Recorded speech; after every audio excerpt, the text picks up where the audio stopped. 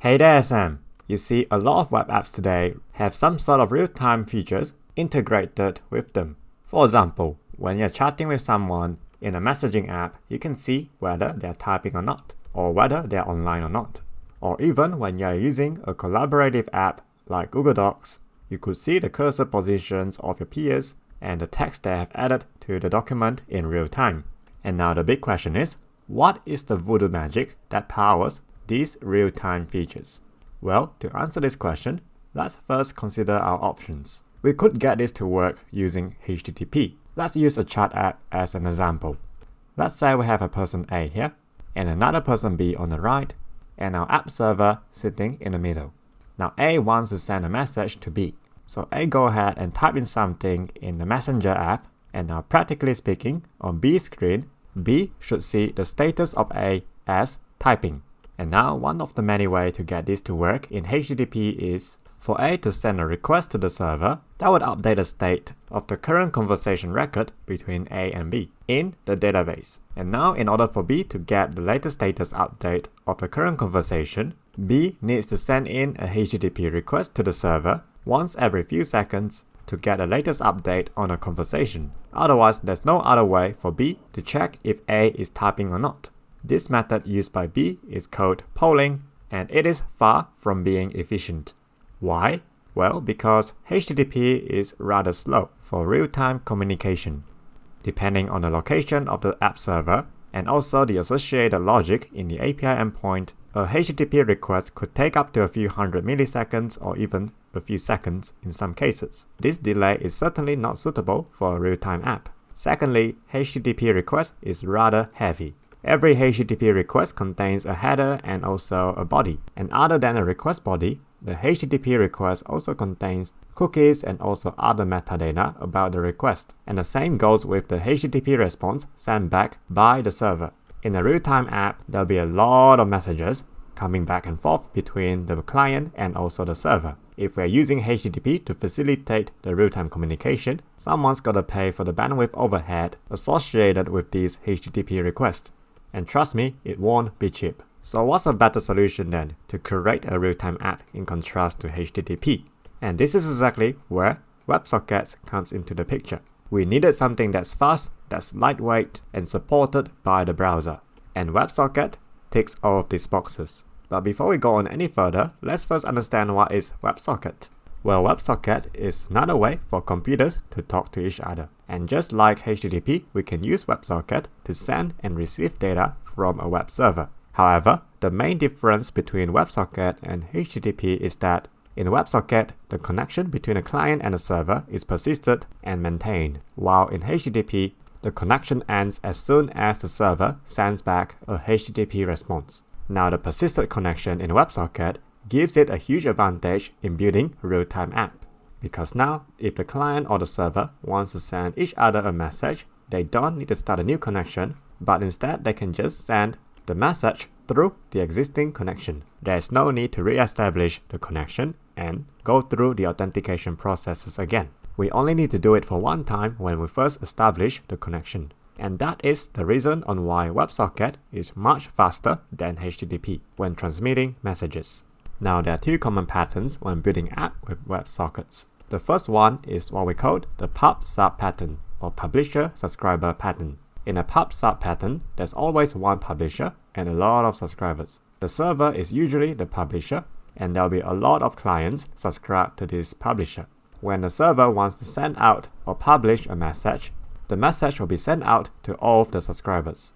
This is a one-way communication method where the server can only send out data and the client can only receive. You can see the pub-sub patterns in a lot of financial apps where they are streaming real-time financial data on a price chart or a candlestick chart. The pub-sub pattern can also be used to stream live video data, where all the clients will receive streaming data from the camera on the server. So if you want to build a video streaming platform like Twitch.tv or a monitoring service like a CCTV system for your home, you might want to consider pub-sub when designing your app. The second common pattern is something called RPC, which stands for Remote Procedure Call. In contrast to the pub-sub pattern, which can only send data in one way, RPC is a two-way communication protocol, and it is very similar to HTTP. except the fact that we're using WebSocket and a connection between the client and server is maintained. So here's how it works. First of all, the client will establish a connection with the server.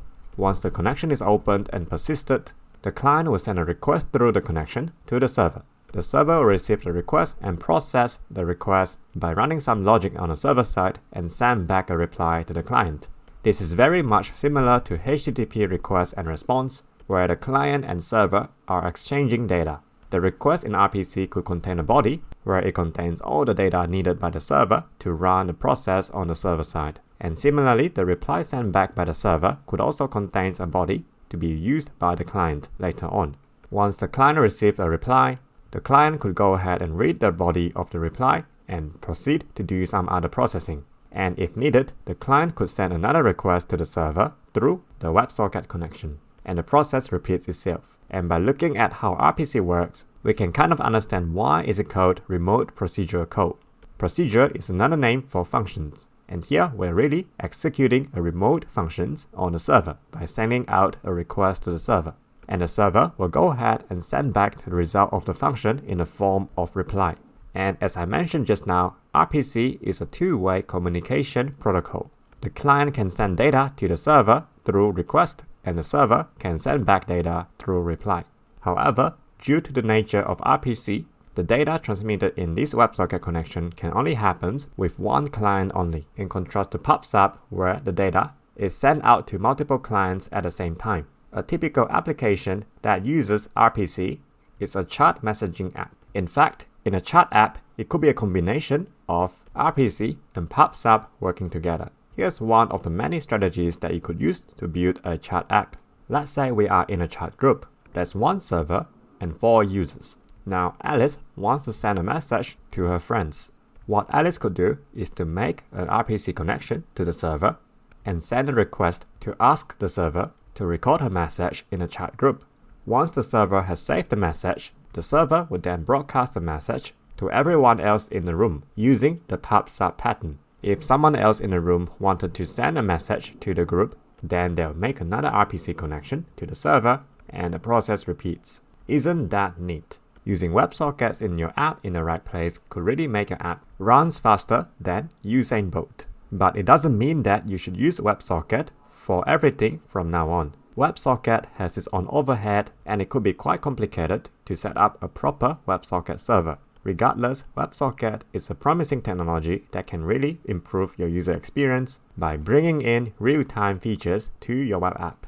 Alright, key takeaways for this lesson.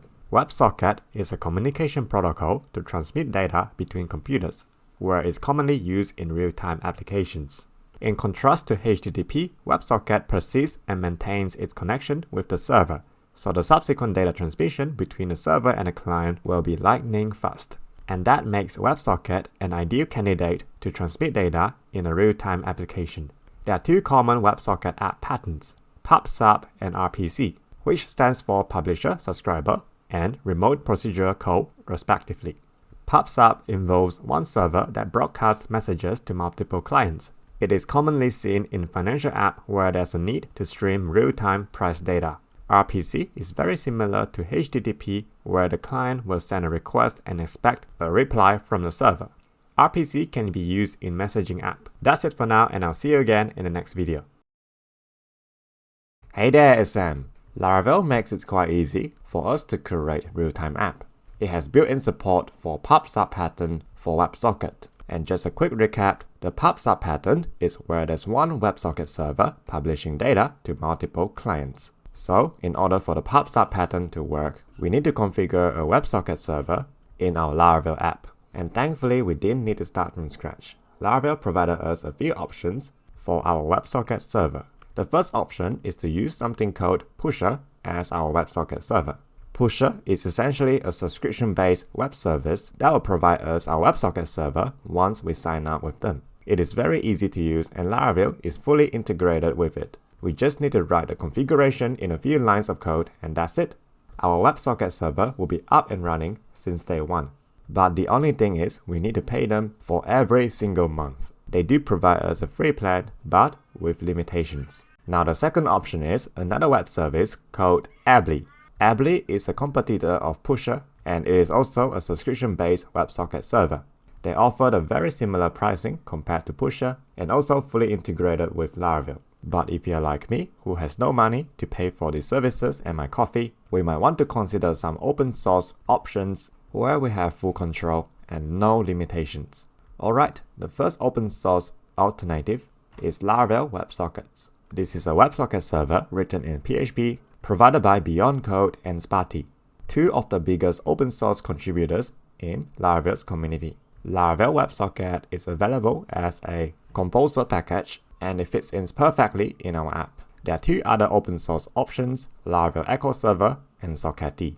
However, they are written in Node, so you'll need to install Node.js before using them. The other thing about Node is that we couldn't run PHP code in these two packages. That means we can't extend and modify those two packages at the time when we need it. So these two options might be less appealing compared to Laravel WebSocket. Our final decision is very clear, we'll be using Laravel WebSocket. Now for the client, Laravel provided us an official package called Laravel Echo, which is a JavaScript npm package meant to be run on all the WebSocket subscribers. We will discuss more about Echo in the next few videos. For now, we'll be focusing on the server side. Alright, let's dive into the code and get started right away. There is quite a bit of configuration that we needed to do to get our WebSocket server up and running. Alright, first of all, let's install Laravel WebSocket. We'll go to our terminal and type in composer require Beyond Code Laravel WebSocket. The installation note is in the package documentation. The link is in the description. Once we have installed the package, we'll need to publish its configuration. So we'll go ahead and type in PHP Artisan vendor publish and look for Laravel WebSocket in the list. Seems like number 2 is the one. Let's type in number 2. And there you go. We have just copied the migration files and the configuration files to our app. And then we'll run PHP Artisan migrate to create all the tables needed by Laravel WebSocket. Alright, now let's take a look at the package config file. The first option here allows us to set a port to the package dashboard. The package does provide us a debugging dashboard out of the box for us to see any incoming and outgoing WebSocket connections.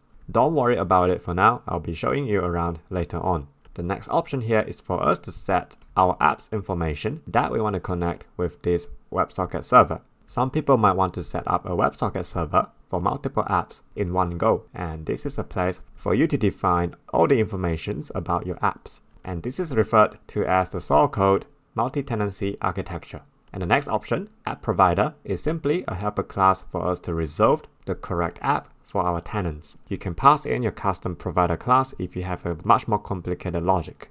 Allowed origins is where we define all the addresses that we were allowed to connect to our WebSocket server. Any addresses that's not listed here will be banned from connecting to the WebSocket server.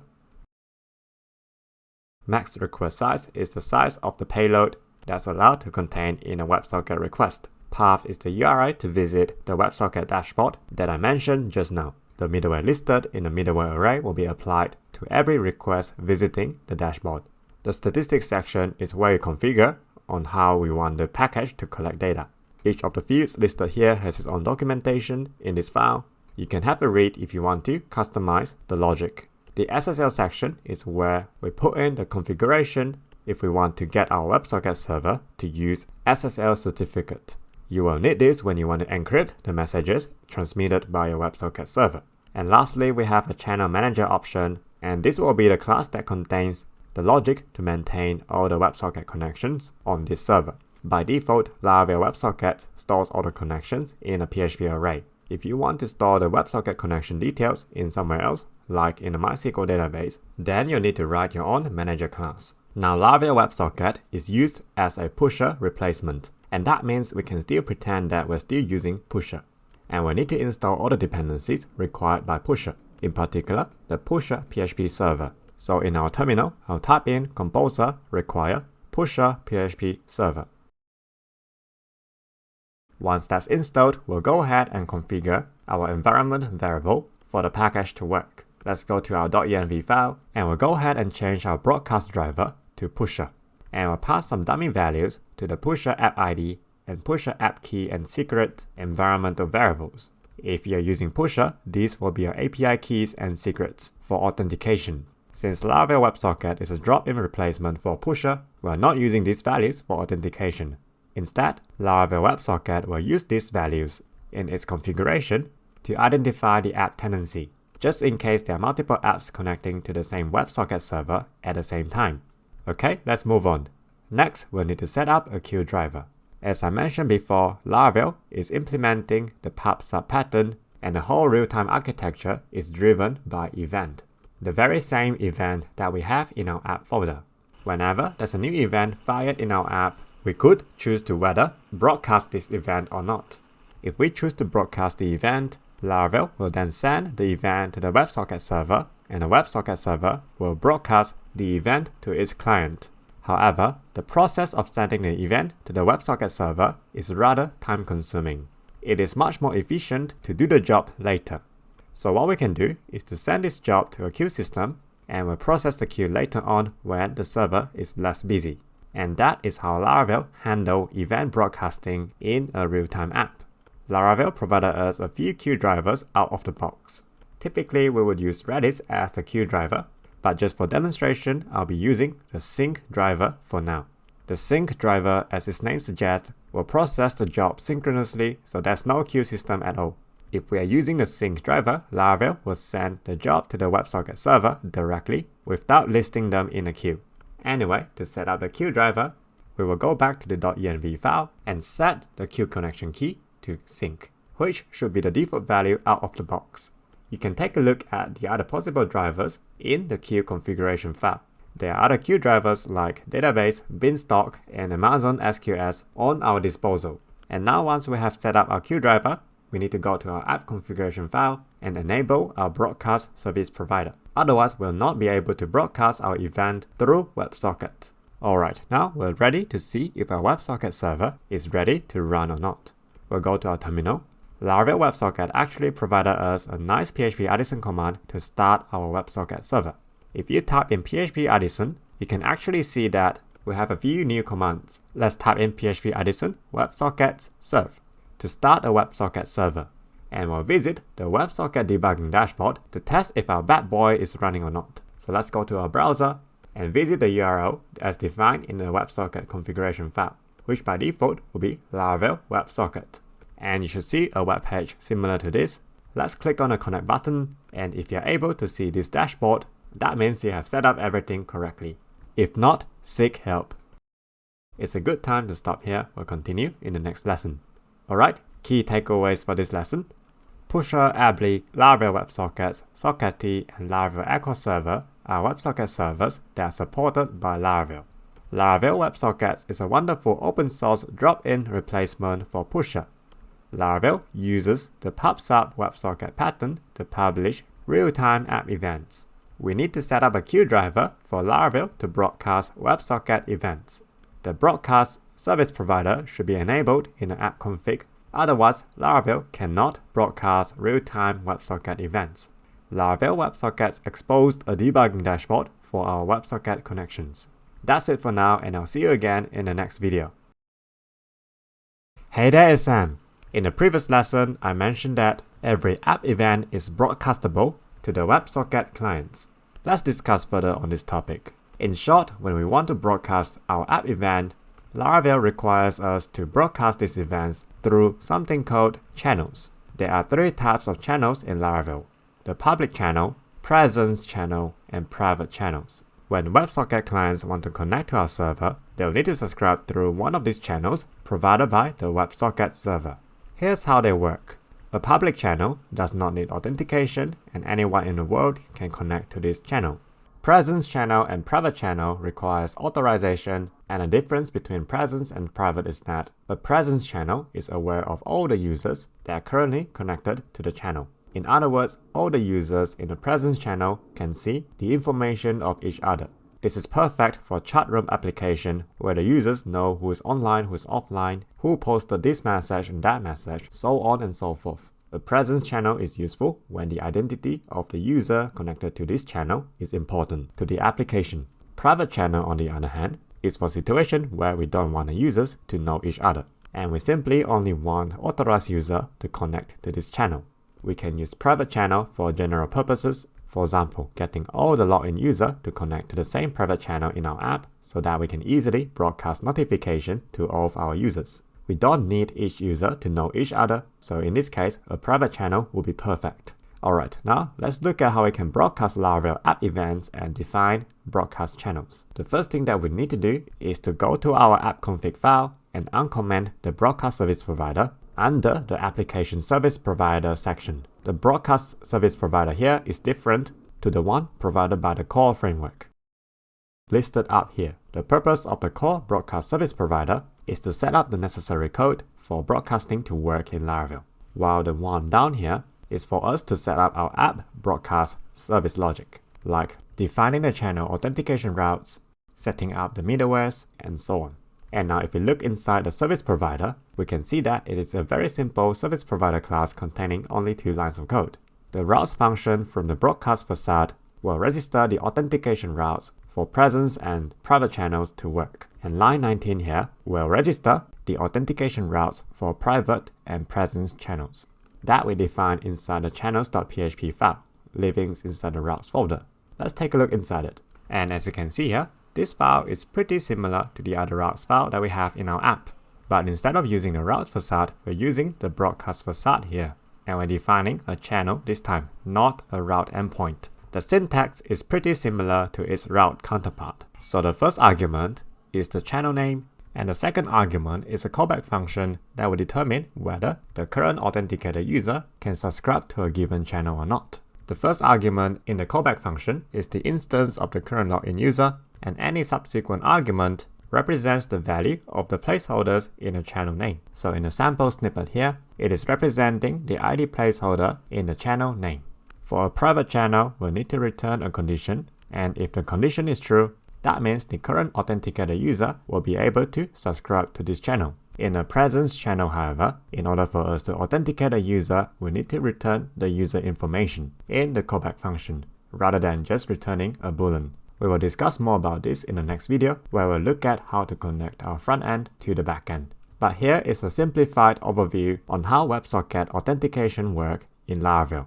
So here's the client, and here's the server. When a client wants to subscribe to a private or presence channel, the client will first send a HTTP request to the server that is directed to the off endpoint in Laravel, which is by default /broadcasting/off. Upon receiving the HTTP request, Laravel will then trigger the callback function as we define in the channel.php file. If the callback function returns a truthy result, then the server will return a success response back to the client with the appropriate metadata for the client to establish a successful WebSocket connection with the server in a subsequent request.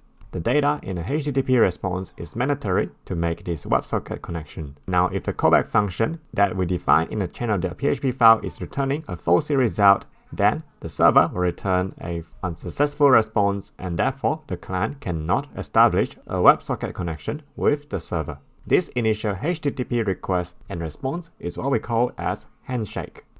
Okay, now let's look at how we can set up our event classes to get Laravel to broadcast them to the WebSocket clients. And just for demonstration, I'll be creating a dummy event class. Let's go to our terminal and type in PHP Addison make event, and I'll call it playground event. And now let's go to our newly created event class, and the first thing that we need to do in order to make this class broadcastable is to make it implement the should broadcast interface. Laravel will automatically broadcast any event classes that implements the should broadcast interface. And now if we scroll down a little bit more, we can see that there's a function called broadcast on. This is a function where we define which WebSocket channel that we want to broadcast this event on. And by default, Laravel has made this event to broadcast on a private channel. And now just for demonstration, I'll change it to a public channel instead, which will just be the channel class instead of the private channel class. Now the first argument in the channel constructor is the name of the channel. Now our app could have multiple WebSocket channels, so it's a good idea to have some sort of naming conventions, otherwise our channel names could go out of hand very quickly. Personally, I like to name my channel in this way. First, I'll start with the channel type. In our case here, we are broadcasting on a public channel, so it'll be public. Followed by a dot, the second part will be the resource name, and most of the time it'll be a model name. In our case here, since we're creating a dummy class, so I'll call it playground. You can put as many parts as you want, but for the final part, I always like to use it as the channel number or the channel ID. I'll hard-code it as 1 for now. Channel numbers or channel ID is great to manage WebSocket events. For example, if someone is working on post number 1, you wouldn't want events from post number 2 to affect post number 1, do you? That's gonna cause chaos and never gonna lead to a happy ending. Alright, let's test if our event is working. We first need a way to send out this event, so I'll go to the web.php file, and in the playground dummy endpoint, I'll fire an instance of the playground event. And now we'll go to our terminal and start our WebSocket server by typing in php artisan WebSockets serve. Once we're done, let's go to our browser and visit the debugging dashboard provided by Laravel Websockets. Let's click on the connect button and you should see some events pops up in the event list. And if we go back to our terminal, you should also see some debugging messages inside the terminal. Okay, now we'll attempt to call the playground endpoint to fire an instance of the playground event. Let's click on the send button. Oh no, we see an error. It says pusher error, off key should be a valid app key. Now in the last lesson, I mentioned that Laravel WebSocket is a pusher drop-in replacement. We will need to configure Laravel to use Laravel WebSocket as the WebSocket server rather than using pusher. To do that, we need to go to the broadcasting config, and in the pusher driver, we'll add in a few more options. By putting in the host and port, we can define our own custom WebSocket server address. And since we're not using any SSL certificate, we should set use TLS and encrypted to false. Okay, now let's go back to Postman and try again. And we see a 200 response. Fantastic! Let's go back to the browser and look at the debugging dashboard. And we see a new event popped up in an event list, which is our playground event. And if we go to our terminal, we can see that our event is logged in a console with the event name and the channel name.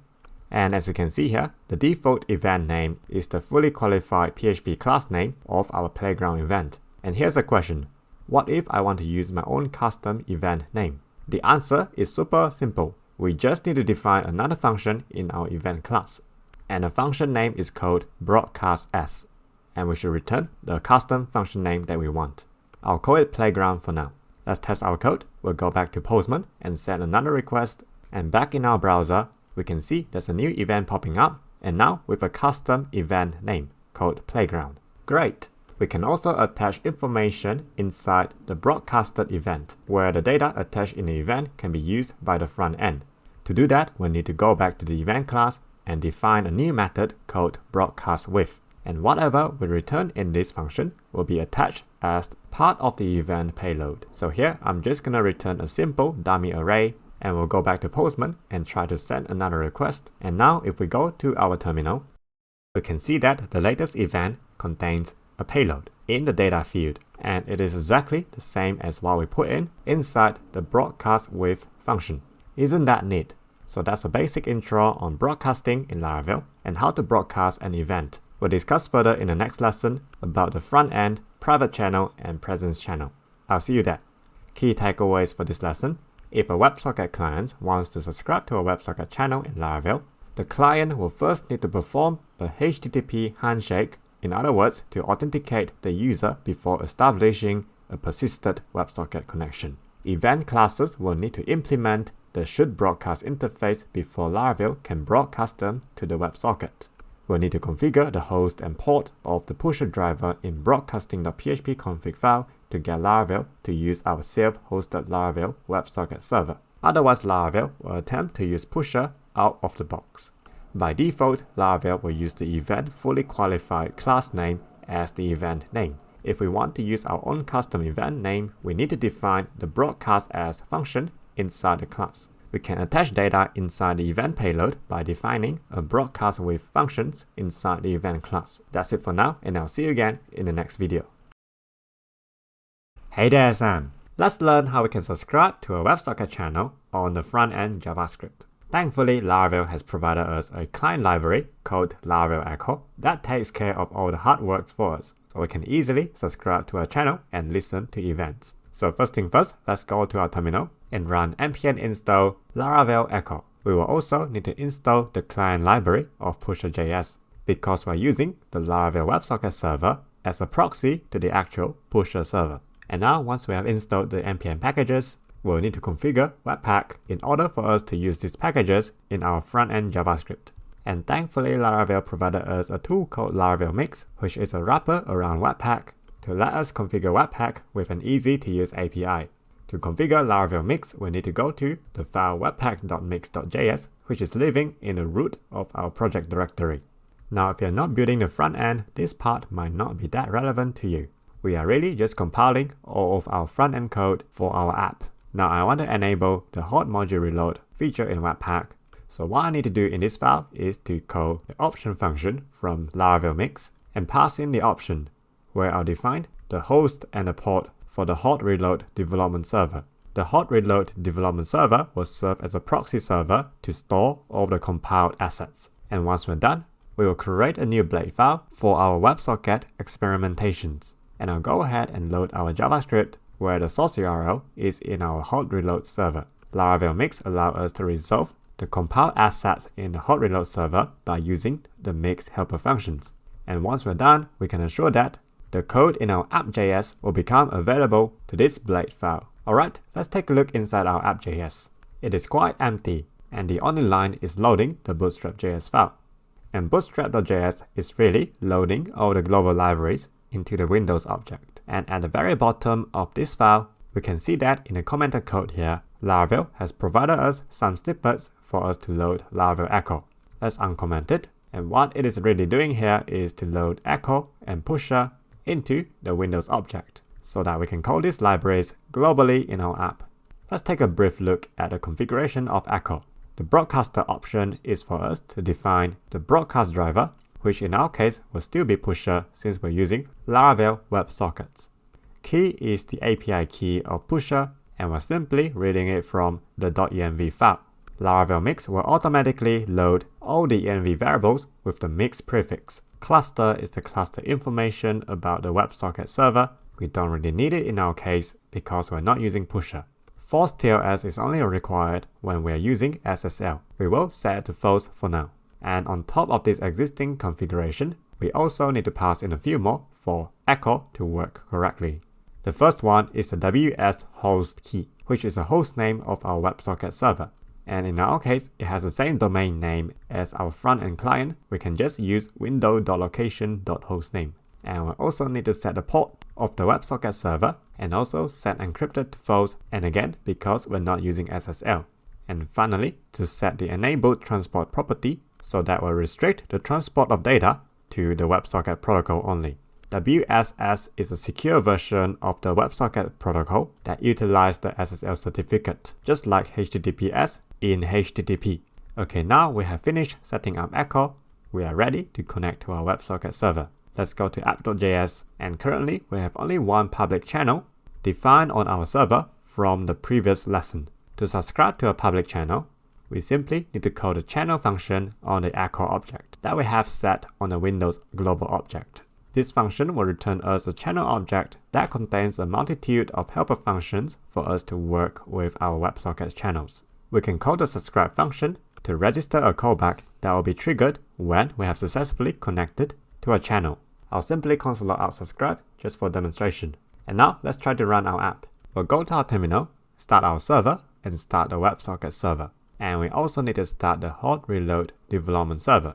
And thankfully Laravel has provided us a script called hot in our package.json.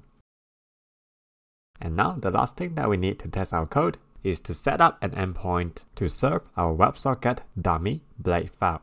I'll simply go to the web.php file and register a new endpoint called WS, which will simply send back the WebSocket view. Okay, now everything is ready. Let's go to our browser and visit our app. And in the browser console, we can see that the callback has been triggered and we are subscribed to the public channel. And just to double check, if we go to our terminal, we can see that in the console, it says that subscription succeeded and there's a new connection subscribed to the public channel. Great! And now let's look at how we can receive events in a front-end client. To do that, we need to call the listen function on the channel object. The first argument is the event name. So in the playground event that we created in the previous lesson, we have made it so that it will be broadcasted under a custom name called playground. Since we have used a custom name, so in the listen function, we need to put a dot prefix before the event name. Otherwise, Laravel Echo will be using the default prefix, which is the fully qualified event namespace in Laravel's app. The second argument that the listen function will receive is a callback function to handle the event. And the argument is the event payload. Just for demonstration, in the function body, I'll console log out the event for now. Let's go back to our browser. I'll hit refresh and go to Postman and send a request to the playground endpoint that we created in the previous lesson to fire the playground event. And in the browser console, we see the event payload printed out in the console, which is exactly the data I have attached inside the playground event that I have defined inside the broadcast with function. Isn't that neat? Can you think of any application that you can build with this feature? Let me know in the comments below. But for now, just as a quick example, we can easily build a simple messaging application using WebSockets. Let's give this a go. First of all, I'll add an input box in our HTML for the user to type in their messages. Next, I'll add an event listener so that whenever the user has entered a message, we'll send an API request to the server, and the server will broadcast an event to the other subscribing clients, and the broadcasted event will contain the text message that the user has just entered. So within the event listener, we'll grab the user input and go ahead and send a post request to an API endpoint, which will be defining it very soon in our API server. Okay, now let's go to our web.php file and we'll quickly define a new endpoint called chat message. This post endpoint should fire an event that will be broadcasted to the WebSocket. I think it's a good idea to refactor our playground event to something more meaningful. I'll refactor the playground event class into chat message event, and this class will accept a string message in the constructor. And I'll rename the channel name to public chat1 instead of public playground1. And I'll also rename the event broadcast name to chat message. And the event payload will only contain one property, which is the message to be broadcasted.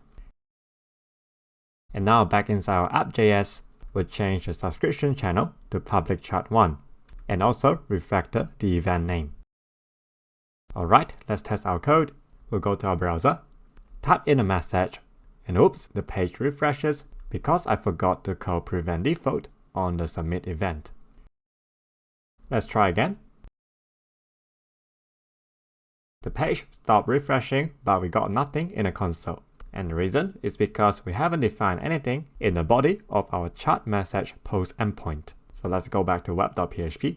We will fire the chat message event in the endpoint and pass the message inside the request into the constructor of the event class. Alright, let's go back to our browser and try for one more time. I'll hit enter in the input box, and this time we see our message appearing in the console. Great! And now if I open a separate browser window and type in 123 in the text box, and we see the message 123 appearing in the first browser window because both of the browser windows are now subscribing to the same channel and the message event is broadcasted to all of the subscribers. That's the reason on why the first browser window is receiving the message 123 that I typed in the second browser window. Alright, let's keep going. Now I want to keep a history of all the messages that we have typed in the DOM. Let's see how we can achieve this. I'll go back to the HTML and create a list, and I'll put in all the messages inside this list. And now I'll go back to app.js, and every time we got a new message from the WebSocket, we'll create a new list item and add it to the message list.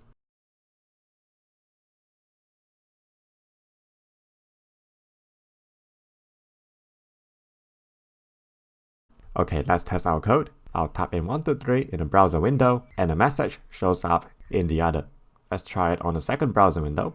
I'll type in 222 and it shows up in the first browser window as well. Isn't that great? We got the basic aspect of a chat app working. Now the next thing that we need to do is to make use of the private or presence channel so that will only allow authorized user to send messages. We'll continue in the next lesson. I'll see you there. Key takeaways for this lesson: Laravel Echo is the official JavaScript client for us to subscribe and receive WebSocket events from the server. Laravel Mix is a powerful wrapper around Webpack that provides a painless API to configure Webpack. We use the channel function from Acadea to subscribe to a WebSocket channel. And the subscribe method lets us to define a callback that will be triggered when we have successfully subscribed to a channel.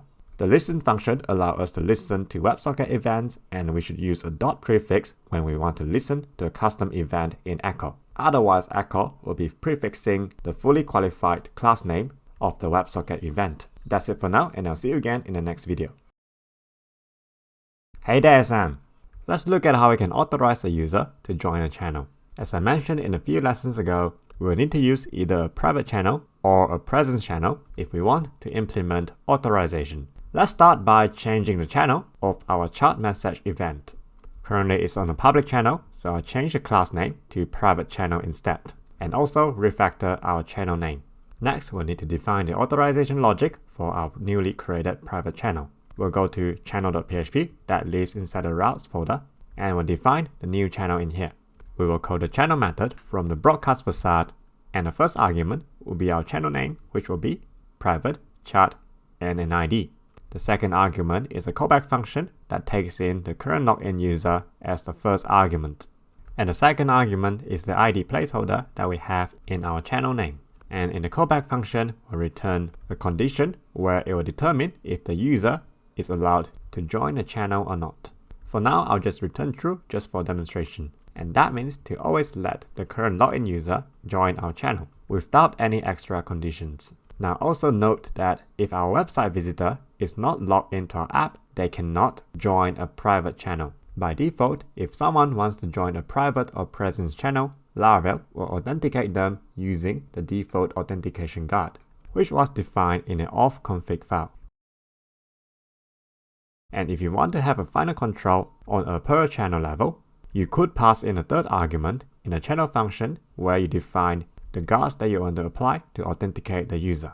But 90% of the time, you don't really need to touch this option. Anyway, let's test our code.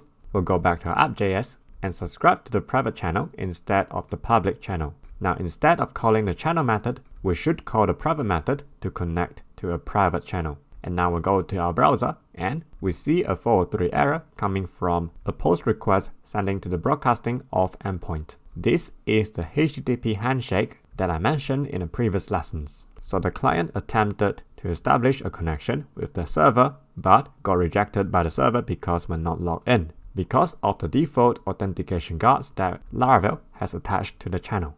To fix this error, we first need to log in before we subscribe to the channel.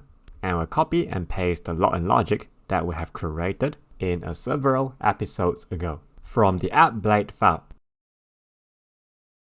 And then we'll move our channel subscription logic after we have logged in.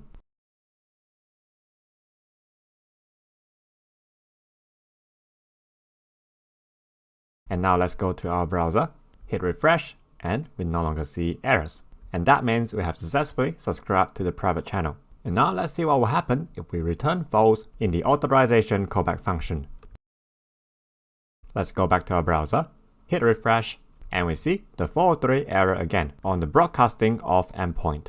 And that means the handshake is rejected. We definitely don't want that, so let's change it back to true. Alright, let's move on.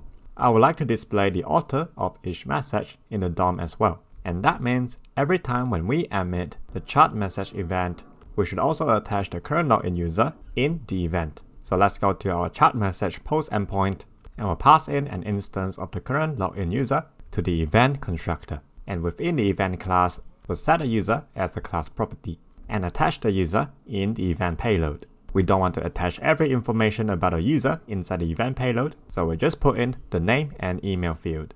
Okay, now let's test our code. Let's go back to the browser and send a message. And in the console, the event payload that we received contains the user email and name. And we can certainly make use of the information inside the event payload to make our UI better. Let's do that. And I'm going to turn on my 10x speed boost life hack to code faster.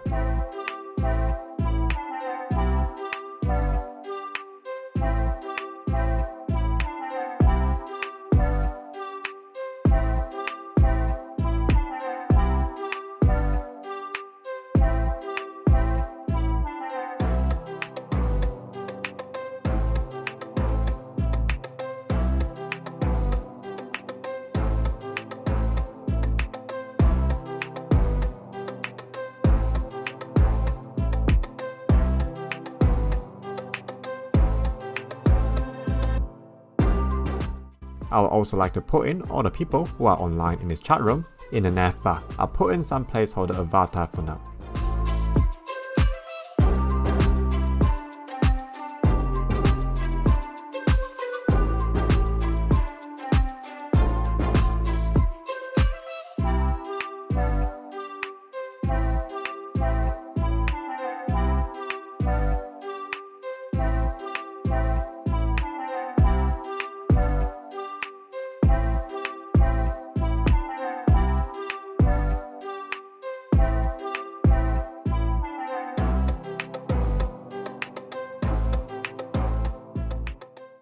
And there we go. We've got a nicely styled template to work on now. We just need to populate the data into our DOM. First of all, let's clear our hard-coded data and we will modify our list item creation in JavaScript. I'll copy one of the hard-coded block and paste it inside our app.js as a reference. And I'll go ahead and replicate the structure in JavaScript. And we'll go to our browser and test it. And it works. And now I'll open a new browser window and test if it is working as expected. And it works great. And now the next thing that we need to do is to put all the online users on the nav bar. And that means we need to keep track on who's entering the channel and who's exiting the channel. Unfortunately, this is not something that a private channel can easily achieve. So instead, we need to use a presence channel. And just a quick recap, the difference between a private channel and a presence channel is that a presence channel is aware of all the users that's currently in the channel. I'll show you what I mean. First of all, let's change the channel that the chat message event will broadcast to a new presence channel. And I'll go to channel.php and refactor the authorization logic. In a private channel, we need to return a boolean in the authorization callback function. However, in a presence channel, we will need to return the authorized user. So if we decide to let the login user to join the channel, we should return the user instance. Otherwise, we don't need to return anything in the callback function. And now let's go to our app.js. To subscribe to a presence channel, we'll need to call the join method on echo instead of the private function. And now we'll have access to a few more API. In a presence channel, the function to define the onSubscribe hook is called here instead of subscribed. And the callback function accepts an argument which represents an array of all the users who are currently in the channel. So later on, we'll be populating every one of these users into our nav bar. We also have another method called joining, which will be triggered whenever there's a new user join the channel. And also a leaving method, which will be called when a user leaves the channel. Alright, let's give this bad boy a test run. And upon reloading our browser, we can see that the user array is printed out when we subscribe to the channel. But when I refresh the second browser window, we are not seeing the joining method being called. And that's because currently we're logged in as the same user. I'll quickly make a login form so we can log in as other users.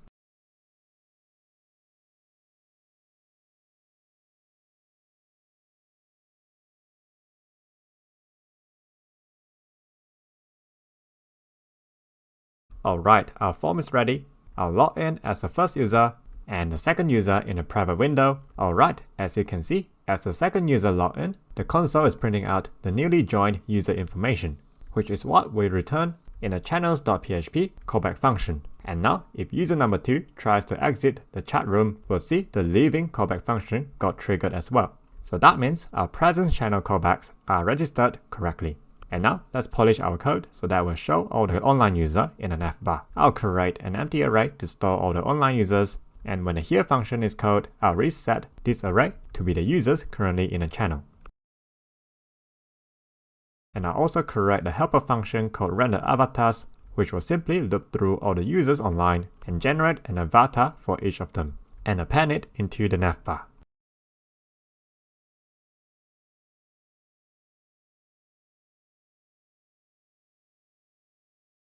Let's give this a go. And it's working, but I forgot to put in the initials inside the avatar. I'll create a helper function to retrieve the user initials.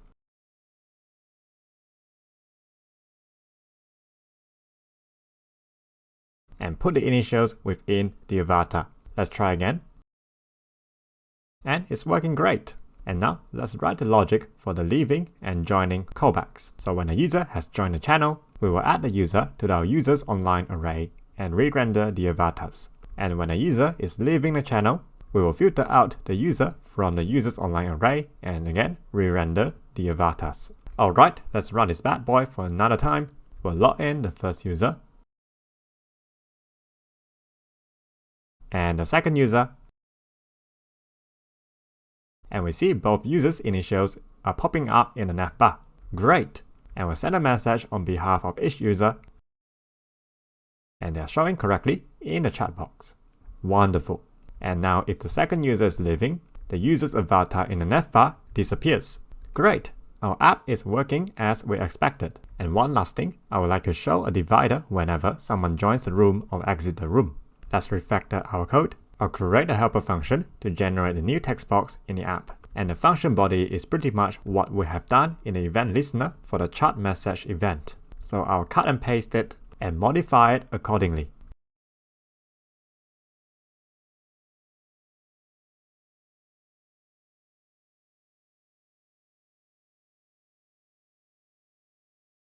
And now, when a user joins or leaves the channel, I would also like to add a new chat message to notify everyone in the room about it.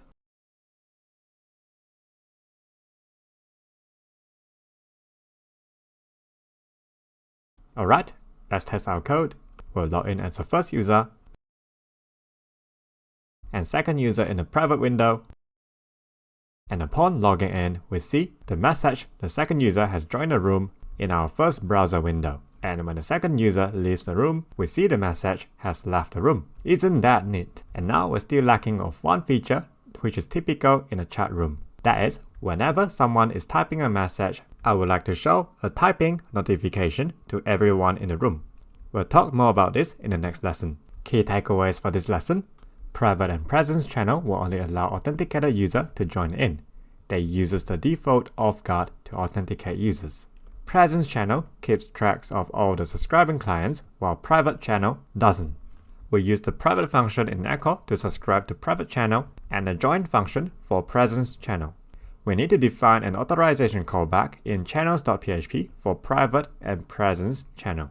The private channel auth callback should return a boolean, while the presence should return the authenticated user instance. That's it for now, and I'll see you again in the next video.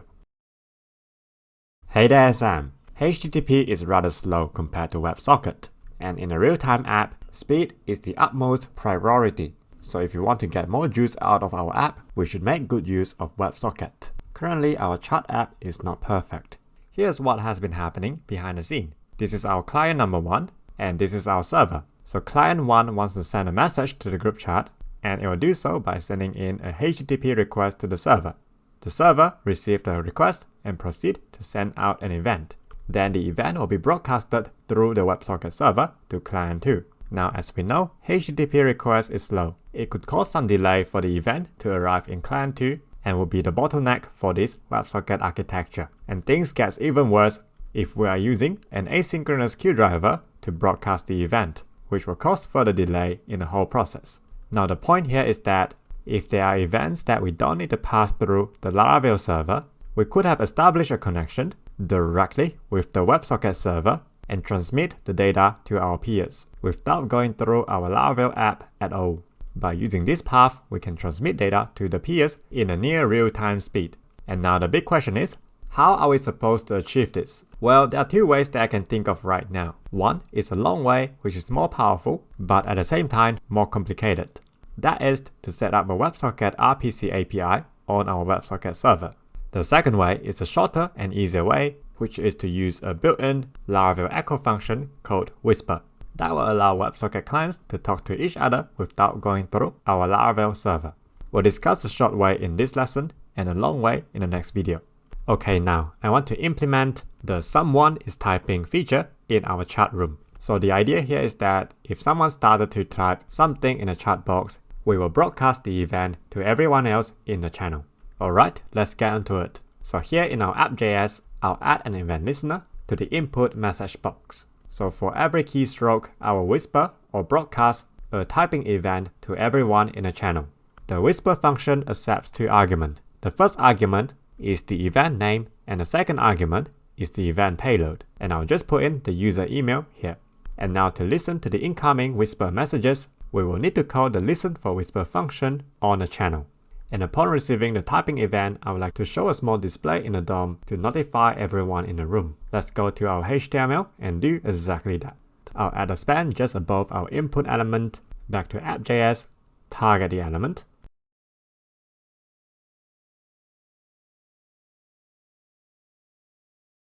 And when someone's typing, I'll simply set the text content of the span to the email in the event payload and adding a text is typing at the end of it. And now before we test our code, we need to make sure that in our WebSocket config, we have enabled the client messages option. And remember to restart your WebSocket server after that. Okay, now let's go to our browser and test our code. I'll log in as two different users in two browser windows. And now if I type in something in one window, the other window shows the typing notification. Great! And now here's another problem. When I clear the content in the input box, the typing notification still exists in the other window. And it is also a good idea to leave a small spacing on the left hand side of the notification. Let's fix these two things quickly. I'll add a small padding left on the span. And in the input event listener, when the value in the text box has a length of 0, that means the user has cleared everything in the text box. We'll whisper a new event called stop typing. And back to our channel listen chain, I'll listen for the stop typing event, where we'll set the spam typing to empty when a user has stopped typing. Alright, let's test our code. Okay, as you can see, as I clear out my text message, the typing notification disappears. And that's how the whisper function works in Laravel Echo. Alright, key takeaways for this lesson. HTTP is rather slow for real-time application. It is quicker to communicate with the server through WebSocket connections. The whisper function from Laravel Echo allows us to send events to each other without passing through Laravel. The listen to whisper functions listen to peers event in a channel. That's it for now, and I'll see you again in the next lesson. Hey there, it's Sam. HTTP is rather slow, and in some real-time app, the delay in processing HTTP requests could be the bottleneck of the whole application. So, what's the alternative then? The answer is something called RPC. And just for a quick recap, RPC or Remote Procedural Call is a WebSocket pattern that is pretty similar to HTTP. So the WebSocket client will send a request to the server to execute a function in a server, and the server will send back a reply which contains the result of the functions. Since we're executing a remote function in a server, and that's why it's called Remote Procedural Call. Unfortunately, Laravel does not support RPC by default. The WebSocket architecture that Laravel utilizes is the pub/sub pattern, not the RPC. To implement the RPC pattern, one has to have the full control on the WebSocket server. And thankfully for us, since we're building the WebSocket server by using Laravel WebSocket, we have full control on the server, and therefore it's possible for us to implement the RPC pattern. And furthermore, Laravel WebSocket is written in PHP, therefore it means that we can access to all the Laravel components in the WebSocket server. If you're using a WebSocket server that's based on other languages, then you might need to build your own custom bridge to connect the WebSocket server to Laravel. Okay, now let's take a look at how we can implement the RPC pattern using Laravel WebSocket. If we go to its documentation, on the left hand side, there's a section called Custom WebSocket Handlers. And that is exactly what we need to implement RPC. In short, we can define these WebSocket handlers to directly accept WebSocket requests in Laravel. All we need to do is to create a handler class that implements the message component interface. The class contains a list of WebSocket lifecycle methods for us to customize the WebSocket logic on different stages of the WebSocket connection. Once we have defined a handler, we simply need to go to the web.php file and register the handler to a WebSocket route, which is very similar to how we define a HTTP request endpoint using a controller class. Let's create one of these handler files in our project. I'll create a new folder called WebSockets in the app folder and a subfolder called Socket Handler. And we'll create a new class here called UpdatePostSocketHandler, where the main purpose is to update a post. And just like what the documentation has said, the socket handler should implement the message component interface. Now the message component interface has 4 methods. The onOpen method will be called upon establishing the WebSocket connection. OnClose will be called when the WebSocket connection is ended, and onError is called when there's an error, and onMessage is called when the WebSocket server receives an incoming request. The first argument contains the details about a connection, and the second argument is an instance of a message interface, where it contains the message body of the incoming WebSocket request. Whoops, seems like I have implemented the wrong interface. It should be the message component interface under the wretched WebSocket namespace. Now every WebSocket handler will need to implement these 4 methods. While the onMessage method could be different from class to class, but the onOpen, onClose, and onError methods should have a very similar logic for all handler classes. And that means we can abstract these 3 methods to a base class. Let's create an abstract class for that.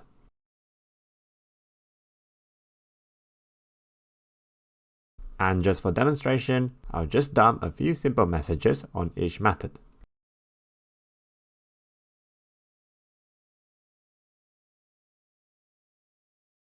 Now for the onMessage method, we will need to write the logic to update a particular post. Let's leave it for now. We will first need to register our handler in our web.php file. We can easily do that by calling the WebSocket function on the WebSocket's router facade. The first argument will be the route name, and the second argument will be the handler class. We'll go to our front-end app.js and attempt to connect to our WebSocket server. I'll create a new function called updatePost, and now we're connecting to our WebSocket server directly, so we're not going to use echo. Instead, we'll be working with the built-in browser WebSocket API. So we'll create a new socket instance and pass in the URL to our WebSocket updatePost endpoint. The socket object has a few properties for us to set a few lifecycle hooks on the WebSocket connection. We'll go ahead and set the onOpen function for now. And when the WebSocket is opened, we'll simply console log out onOpen. And then we'll call this function after we have logged into our app. And I'll comment out everything about echo for now. Okay, let's head to our browser and test our app. We will log in, and we see onOpen in the console. We have successfully established a connection with the RPC WebSocket server. However, now there's a few concerns about the security of our WebSocket endpoint. Currently, our WebSocket route is defined as it is without any middleware applied on it. It has zero protection whatsoever. And that means everyone can connect to this WebSocket endpoint without logging in. I'll show you what I mean. We'll go back to app.js and we'll call our updatePost function outside the login callback function. And we'll go back to our browser and I'll open a new private window, visit our app, and we'll still see onOpen in the console without even logging in. That is a big no-no. We definitely don't want everyone in the world to be able to connect to our precious WebSocket endpoint. How do we fix this? Well, we are using the WebSocket protocol here, so we can't really use HTTP middleware. One of the possible options is for us to define our authentication logic in the onOpen lifecycle hook. We could access the incoming HTTP metadata here by reading the HTTP request property on the connection instance. I'll die and dump it here just to look at what's inside this property, and I'll restart our WebSocket server.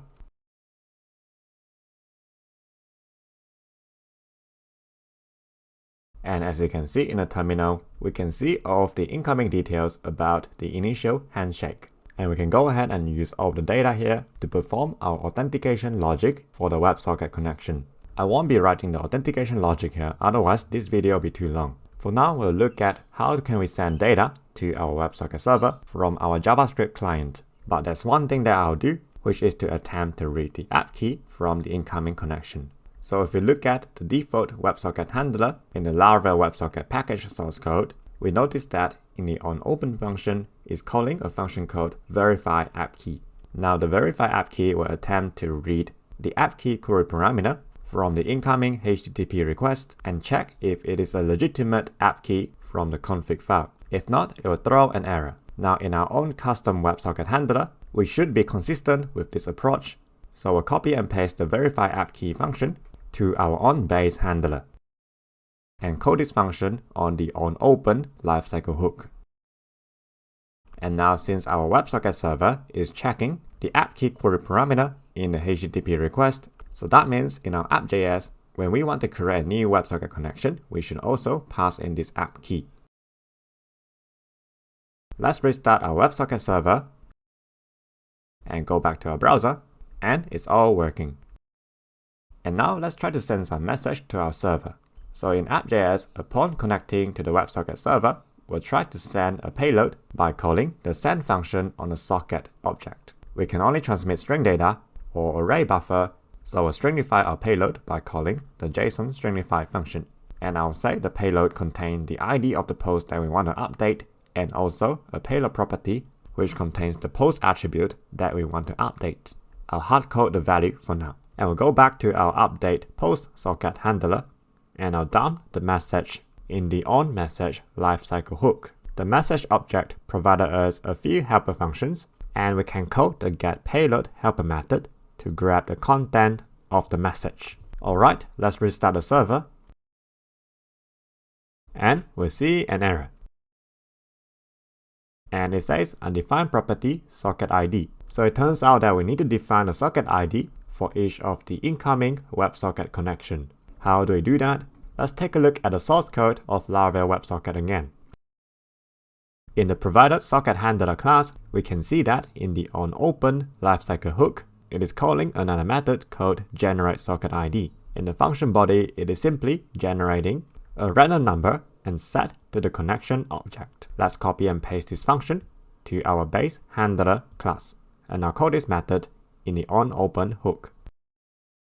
Alright, let's restart our server again and refresh our browser. And now our server console is no longer printing out an error. Instead, we see our payload inside the console, but it is in the form of a string. To work with this JSON string, we need to convert it into an array in PHP. I'll call the collect and JSON decode function so I can work with the payload using the collection API provided by Laravel. And now we'll retrieve the payload and the ID from the message body. We'll dump the payload and ID variable to check if our code is working correctly. Let's restart our server, visit our browser again, and inside our terminal, and we can see that our payload and ID is dumped in the console exactly as what we have sent in a JavaScript client. Okay, now let's update our post using these two information. We'll first find the existing post in our database, and then we'll call the update function on the repository to update our post based on the payload. Once the post is updated, we will create a response using the post resource class, and we'll send the response back to the client by calling the send function on the connection instance, which is represented by the from variable. And now we'll go back to app.js and add the onMessage hook on our socket to receive the reply coming back from the WebSocket server. Okay, let's restart the server, and we'll go back to the browser and refresh the page. And nope, we're not receiving any message coming back from the server. And if we go to our terminal, we can see that our server did receive the request, but for some reason, our app is stuck in between the dump and the send function. Why is this happening? So it turns out that in our post repository, we're sending out a post updated event upon updating our post. Now by firing this event, Laravel will attempt to broadcast it to all the WebSocket client. At the moment, we are using the sync broadcast driver.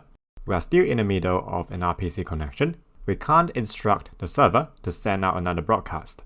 It's like someone who's buying a walking sleeping bag, who wants to sleep and walk at the same time. So the code will stuck here forever. So to rescue this code, we'll have two options. One is to comment out the post updated event so our app will not attempt to broadcast another message while the RPC is still ongoing. The second way is to use an asynchronous queue driver like Redis for our post updated event. Alright, let's restart our server, and we'll go back to the browser. And now we see a message event popping up in the console. Great! However, the event data is a raw HTTP response, so it might be better if we call the toJSON function instead of the response method in our update post socket handler. Alright, so that's an overview on how we can implement RPC using Laravel WebSocket. And now you might be asking, does that mean RPC can replace HTTP? And my short answer is yes. But you'll need to make sure that the server has the capacity to handle all the incoming WebSocket connections. Alright, key takeaways for this lesson. RPC or Remote Procedure Call is a WebSocket pattern that works very similarly to HTTP, following a request and reply pattern. HTTP is rather slow. RPC could be a faster alternative for real-time apps. Laravel WebSockets allow us to work with the low-level WebSocket API using WebSocket handlers. Although it is faster, we need to write a fair amount of code to handle security as it is not provided out of the box. That's it for now, and I'll see you again in the next lesson. Hey there, Sam! When we deploy our app to the live production environment, it is inevitable for us to configure our WebSocket server to use a SSL certificate for WSS encrypted connection. And it is also probably a good idea to test your development environment with self-signed certificate before you push to the live production environment. Now here, I'm using a Docker environment as an example to show you how I set up the SSL certificate. If you haven't learned about Docker yet, this section might be a little bit confusing to you. But that's okay, just think of Docker as a virtual machine and try to follow along with this tutorial. Let me know in the comments below if you want me to make a Docker tutorial series. I have a few Docker containers here, but what we need to focus now in particular is the Nginx container, which is our main web server, and also the workspace container, which is where I run our WebSocket server. And currently I'm running a shell instance inside the workspace container. And I'll start Laravel WebSocket by typing in PHP Artisan WebSocket serve. To configure the SSL certificate, the first thing that we need to do is to supply the path to our certificate in a .env file. Laravel WebSocket will read these values and attempt to read the certificate and its key when it's trying to set up a secure WebSocket server. So make sure that your app has read access to the certificate that you specify in this path. Otherwise, you'll encounter an error. These values are being read inside the WebSocket config file under the SSL key. And if you're using self-signed SSL certificate, you might want to disable some of the built-in authorization feature like verify peers and verify peer name, otherwise you might encounter an error. Next, we need to go to our broadcasting config file, and there's a few things that we need to configure here. In the option key, the host will be the host of your WebSocket server. In my case, it will be the name of my Docker container. If you're using Docker, make sure that you have configured your network correctly. We need to set encrypted to true and also scheme from HTTP to HTTPS, and also set use TLS to true. If you're using self-signed certificate like me, you might also want to put in these two curl options. The reason is the same as before, to disable some of the authorization feature for self-signed SSL to work. And now the last thing that we need to do is to configure Echo. Let's go to bootstrap.js. In addition to WS port, you now also need to set a WSS port. And we want to set encrypted to true and also false TLS to true. And now it's time to test our connection. And if you have edited any of your WebSocket server settings, remember to restart your server. Let's go to our browser and I'll visit our WebSocket dashboard. I am greeted by a warning sign. And that's normal because I'm using a self-signed certificate. Just ignore the warning, it's totally safe. I can guarantee you your safety. And now once we're in the dashboard, let's click on the connect button. And oh dear, we see an error in the console saying that we could not establish a connection to the WebSocket server. And the error message is not helpful at all. It did not tell us any reason whatsoever. And I've spent several painful hours figuring this one out. So it turns out that it's an issue with self-signed certificate. We have enabled the certificate for our web server just now in our browser, but we have yet to do so for our WebSocket server. So what we need to do here is to visit the WebSocket URL and change the protocol to HTTPS rather than WSS. And we're greeted by another warning page. And by clicking on proceed, we are enabling the certificate for our WebSocket server. Now back to the dashboard, we can now connect to our WebSocket server. Problem solved. If you're using a SSL certificate with a valid authority, you won't be having these problems at all. And that's how you configure SSL in Laravel WebSockets. Alright, key takeaways for this lesson. To configure SSL certificate for Laravel WebSocket, we need to set the certificate path in the .env file. And in the broadcasting.php config file, we will need to set the encrypted option to true and set scheme to HTTPS and set use TLS to true. For Laravel Echo, we will need to set the WSS port and encrypted to true and also false TLS to true. That's it for now, and I'll see you again in the next lesson. If you enjoyed the content of this video, don't forget to hit the like, subscribe and the bell icon for more content to come. It will really help me out. Thanks for your support.